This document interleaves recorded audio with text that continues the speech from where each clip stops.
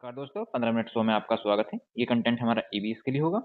आइए देखते हैं 15 मिनट थोड़ा जल्दी से जल्दी करेंगे कंप्लीट। तो इसमें हमारा पहला क्वेश्चन, निम्नलिखित में से कौन-सा एक प्रयोग करने संबंधित संकेत का आकलन करने से सबसे उपयुक्त तरीका है? तो सबसे उपयुक्त तरीका हमारा चित्र पठन, सृजनात्मक लेखन, निर्देश प्रदर्शन, हस्तपरक गतिविधियाँ। तो इसमें हमारा ऑप्शन होगा फोर्थ आंसर होगा इसमें हस्तपरक गतिविधियाँ। संकेत के आकलन के लिए हमारा जो है ये संकेत आकलन करने का सबसे उपयुक्त तरीका हमारा हस्तपरक गतिविधि होगा। देखेंगे अगला क्वेश्चन। क्वेश्चन नंबर 2 हमारा पर्यावरण अध्ययन शिक्षण के संदर्भ में राष्ट्रीय पाठ्य चर्चा की रूपरेखा एनसीएफ 2005 निम्नलिखित में से किसे प्रस्तावित नहीं करती? तो ऐसा कौन सा बहुविकल्प इसमें जिसे वो प्रस्तावित नहीं करती एनसीएफ 2005? तो विषय अनुसार उपागम होना चाहिए, बिल्कुल होना चाहिए। बच्चों के अनुभव और संदर्भ से जुड़ा होना चाहिए, बिल्कुल होना चाहिए। हस्तपरक क्रियाकलाप होने चाहिए, हाँ बिल्कुल होने चाहिए।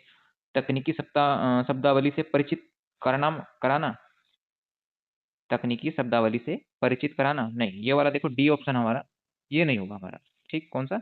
D option. बाकी तीनों होंगे। विषय अनुसार, बच्चों के अनुभव, संदर्भों से जोड़ना चाहिए, हस्तपरक भी होना चाहिए, तकनीकी शब्दावली से परिचित कराना ये नहीं है हमारा एनसीएफ 2005 में। आइए अगला क्वेश्चन हमारा क्वेश्चन नंबर 3। तो क्वेश्चन नंबर थर्ड हमारा बोलता है क्या? बाला का पूर्ण रूप क्या है? तो ब्रेल सहायक प्राप्त अधिगम आकलन, मस्तिष्क सहायक प्राप्त अधिगम असाइनमेंट, अधिगम सहायक के रूप में ब्रेल, अधिगम सहायक के रूप में बिल्डिंग। हाँ, तो यही ऑप्शन होगा हमारा फोर्थ, अधिगम सहायक के रूप में building. Building as learning aid, building as learning aid, ये हमारा आंसर होगा फोर्थ, ठीक। चलिए अगला क्वेश्चन देखते हैं, क्वेश्चन नंबर 4। तो क्वेश्चन नंबर 4 हमारा बोल रहा है क्या?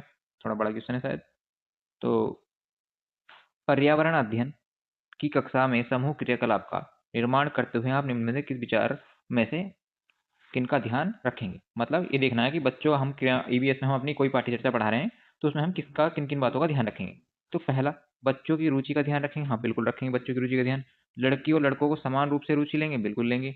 मूल्यवान सामग्री लगी हो, ऐसा कोई कंटेंट की जरूरत नहीं है जिसमें हमारी मूल्यवान सामग्री लगी हो। सभी धर्मों और सांस्कृतिक पृष्ठभूमि के बच्चों को रुचि कर लेंगे, हाँ बिल्कुल लेंगे, ये वाला बिल्कुल हम लेंगे। सभी धार्मिक, तो हमारा ऑप्शन कौन सा हुआ इसमें?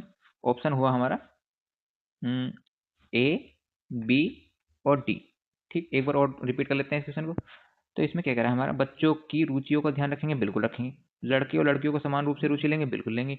मूल्यवान सामग्री की जरूरत हमारी नहीं होगी। सभी धर्मों और सांस्कृतिक पृष्ठभूमि को रुचि लेंगे, बिल्कुल लेंगे। तो इसमें हमारा ए, बी और डी हमारा क्या होगा आंसर। क्वेश्चन नंबर देखते हैं 5।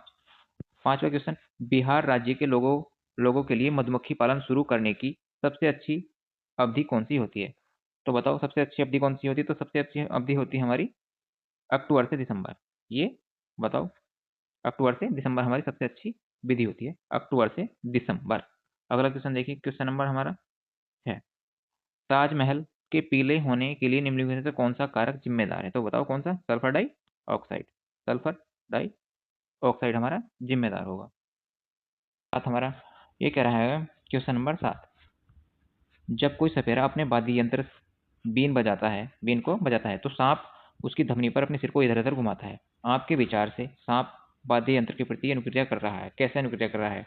तो गति को देखकर बिल्कुल नहीं, ध्वनि को उत्पन्न कंपनों के अनुकूल क्रिया करके हो सकता है, सूंघकर तो बिल्कुल नहीं, ध्वनि को सुनकर बिल्कुल नहीं। तो इसमें ऑप्शन होगा हमारा 2। कौन सा ऑप्शन? उसके वाद्य यंत्र दोबारा उत्पन्न ध्वनि के प्रति अनुक्रिया करके सिर को इधर उधर कर रहा है। क्वेश्चन नंबर 8, तो ये सालनी की सहेली अपने दांतों से शय को बचाने के लिए 4 तरीके बताती है। तो 4 तरीके देखिए कौन कौन से। दिन में 2 बार ब्रश करें, बिल्कुल ठीक। एनिमल कम ने हो इसके लिए ब्रेसिस पहने, बिल्कुल गलत। मिठाई, चॉकलेट और कार्बन डाइऑक्साइड युक्त पेय पदार्थ नहीं ले, बिल्कुल सही। ये भी है, ये भी है। हर खाने के बाद कुल्ला कर ले, बिल्कुल। तो ए, सी और डी हमारा इसका क्या होगा आंसर। दिन में 2 बार ब्रश, मिठाई, चॉकलेट से कार्बन डाइऑक्साइड पदार्थों से बचे और खाने के बाद कुल्ला कर ले, ये हमारे ठीक होंगे। अगला question, question number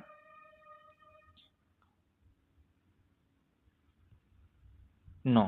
question number होगा हमारा 9, निम्नलिखित में से पर्यावरण अध्ययन का उद्देश्य नहीं है। तो पर्यावरण अध्ययन का उद्देश्य क्या नहीं है? पहला ऑप्शन, बच्चों को पाठ्य पुस्तक की परिभाषा प्रदान करने के लिए प्रोत्साहित करें। परिभाषा। बच्चे की जिज्ञासा और सृजनात्मकता का पोषण करें, बिल्कुल। परिवेशीय मुद्दों पर जागरूकता का विकास करना, बिल्कुल। बच्चे को स्वयं अपने हाथों से कार्य करने और खोज क्रियाकलापों से जोड़ना, बिल्कुल सही है। तो कौन सा नहीं होगा हमारा? इसमें होगा हमारा परिभाषा। परिभाषा से कोई लेना देना नहीं है ये वाला, मतलब एक ऑप्शन है इसका हमारा। अगला क्वेश्चन, क्वेश्चन नंबर 10 देखते हैं। पक्षी अपनी गर्दन को बहुत अधिक हिलाते हैं, इसका कारण क्या है? तो पक्षी इधर उधर क्यों हिलाते हैं? उड़ सकते हैं कि उड़ सकें। पक्षियों की आंखें, इनकी पुतली घूम नहीं सकती। पक्षियों की आंखों की पुतली घूम नहीं सकती, ये रीजन होगा। तो एक बार देखिए दोबारा। पक्षी अपनी गर्दन को बहुत अधिक हिलाते हैं, इसका कारण है कि उड़ सकते हैं। पक्षियों की आंखों की पुतली अधिक घूम नहीं सकती। पक्षियों की आंखें छोटी होती हैं, उनके कान पंखों से ढके होते हैं, नहीं। तो इसमें होगा जो हमारा ऑप्शन होगा बी, पक्षियों की आंखों की पुतली घूम नहीं सकती, इस वजह से क्या करते हैं, वे अपनी गर्दन को इधर उधर घुमाते हैं। क्वेश्चन नंबर होगा हमारा 11 देखिए। तो पर्यावरण अध्ययन में अच्छे दत्त कार्य का मुख्य लक्ष्य होना चाहिए। तो पहला ऑप्शन, प्रभावी अधिगम के लिए पाठ की दोहराई नहीं चाहिए। समय को बेहतर उपयोग सुनिश्चित करना, शिक्षार्थियों को अनुशासन बनाए रखना, अधिगम विस्तार के अवसर उपलब्ध कराना। तो सबसे बेस्ट ऑप्शन होगा हमारा इसमें फोर्थ, अधिगम विस्तार के अवसर उपलब्ध कराना। जहां भी हमारा अवसर उपलब्ध कराना हो वो हमारा सबसे सटीक आंसर होगा। ठीक। क्वेश्चन नंबर 12 देखिए। भारत में किस क्षेत्र में स्थानांतरित खेती करने का प्रचलन है? तो बताओ कौन सा? तो इसमें ऑप्शन होगा हमारा सेकंड, उत्तर पूर्वी क्षेत्र। तो उत्तर पूर्वी क्षेत्र जो है हमारा, वो उसमें क्या होती है, स्थानांतरित खेती। इसी कहते हैं हम क्या, झूम खेती। झूम खेती भी इसी को कहते हैं। क्वेश्चन हम देखते हैं हम 13। तो 13 क्वेश्चन बोल रहा है कि आइए क्वेश्चन नंबर 13, नीचे दिए गए पैराग्राफ को पढ़िए जिसमें गांव के एक छात्र ने अपने घर के विषय में लिखा है, और उसके बाद हमें उचित ऑप्शन देना है हमें। तो एक गांव में हूँ, मैं एक गांव से आया हूँ। हमारे गांव में अत्यधिक वर्षा होती है, इसलिए हमारे गांव धरती से लगभग 10 से 12 फीट ऊंचे बने हैं होते हैं। इसमें मजबूत बांस के खंभों पर बनाया जाता है। ये घर के अंदर से भी लकड़ी के बने होते हैं। तो इसमें देखिए हमारा कौन कौन सा होगा। तो यह गांव होना चाहिए उत्तराखंड में, नहीं। आंध्र प्रदेश में, नहीं। तमिलनाडु में, बिल्कुल। तमिलनाडु नहीं, असम। असम में, बिल्कुल। तो हमारा इसका ऑप्शन जो होगा वो होगा असम। ये असम में क्या है, बांस के बनाए जाते हैं। 10 से 12 फीट ऊंचे बांस लिए जाते हैं। क्यों? क्योंकि जैसे पानी से ही बचाव हो, हल्के भी होते हैं, इस वजह से। तो इसका आंसर हमारा होगा थर्ड। क्वेश्चन नंबर 14, ज्योति को यह सिखाया जाता है कि वह अपने प्रश्न पत्र बनाते समय निम्नलिखित चरणों का अनुपालन करे। तो कौन सा अनुपालन करेगी? देखिए कैसा अनुपालन करेगी। तो पहले क्या करेगी, ब्लूप्रिंट तैयार करेगी। ब्लूप्रिंट या रूपरेखा डिजाइन।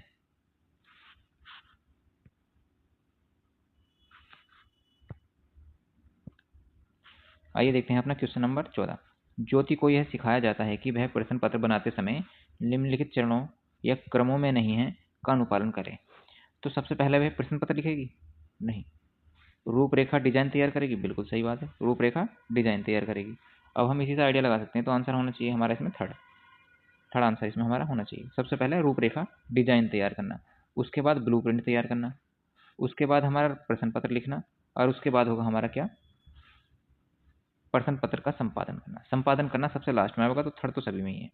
तो सबसे पहले हमारा सेकंड होगा, रूपरेखा डिजाइन तैयार करवाना। तो ऑप्शन नंबर इसका थर्ड हमारा।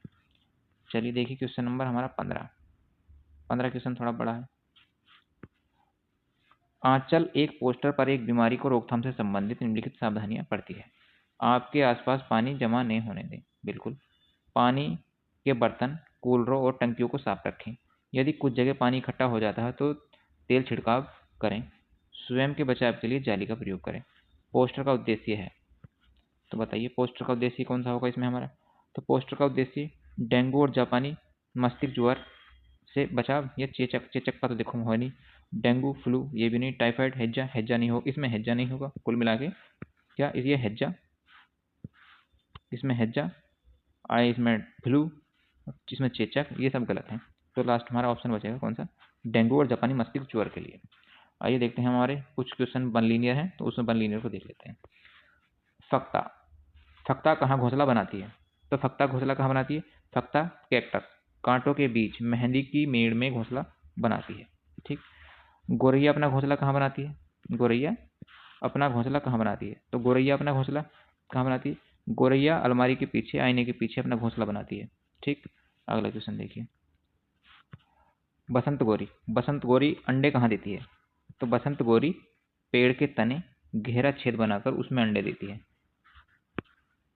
क्वेश्चन नंबर 4, कबूतर कहाँ घोंसला बनाते हैं? सबको पता है, कबूतर पुराने मकानों खंडरों में घोंसला बनाते हैं। ठीक, दर्जनी चिड़िया अपना घोंसला कहाँ बनाती है? तो दर्जनी चिड़िया पत्तों को सिलकर थैली जैसी घोंसला बनाती है। ठीक, शंकर खोरा घोंसला कैसे बनाता है? शंकर खोरा लटकता हुआ घोंसला बनाते हैं। ठीक, नर बीवर पक्षी अंडे, अगला क्वेश्चन देखिए, क्वेश्चन नंबर हमारा लास्ट होगा 7 होगा। नर बीवर पक्षी में अंडे कौन देता है? नर बीवर पक्षी में अंडे कौन देता है? तो अंडे कौन देता है? नर बीवर पक्षी में मादा बीवर अंडे देती है। यार नॉर्मल सी बात है, तो हो गई हमारी, मादा देगी अंडे या नर देगा? नर बीवर पक्षी में मादा अंडे देगी। ये भी क्वेश्चन अजीब लिया गया है, चलो सॉरी, कोई बात नहीं। आज के लिए इतना ही काफ़ी है। Thank you.